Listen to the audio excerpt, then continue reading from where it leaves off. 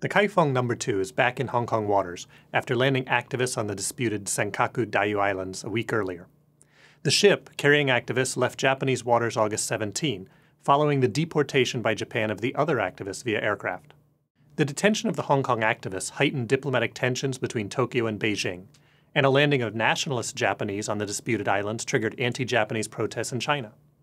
The Hong Kong-based Action Committee for Defending the Diaoyu Islands has pledged to return in October, weather permitting, raising the possibility of continued diplomatic tensions and protests in both Japan and China.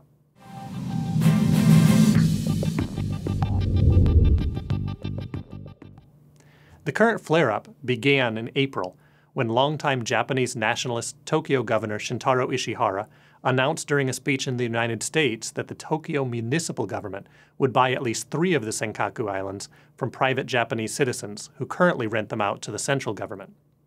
Ishihara's statement forced the central government to announce that it would consider buying the islands. This would keep control in the central government hands and allow them to better manage tensions with China. The Chinese, however, were quick to condemn the Japanese for their plan to nationalize what Beijing claims is Chinese islands, and the rhetorical conflict expanded with the recent successive landings by nationalist Chinese and Japanese. Flare-ups over the disputed territory are not out of the norm. For example, in 2010, an incident around the islands triggered widespread protests in China, including attacks against Japanese businesses. But the timing of the current crisis has proven opportune for Beijing.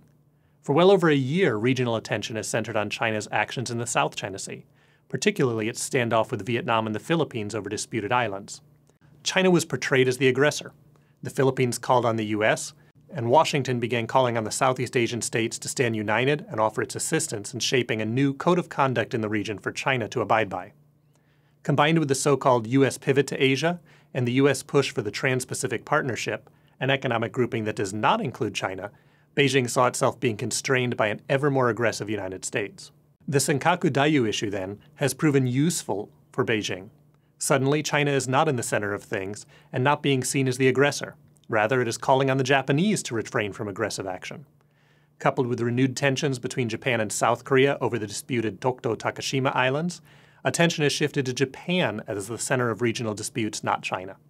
For Beijing, this allows a surge of domestic nationalism as the country's leadership transition nears, keeping attention not on potential problems in the party or the economy, but on the perennial aggressor, Japan.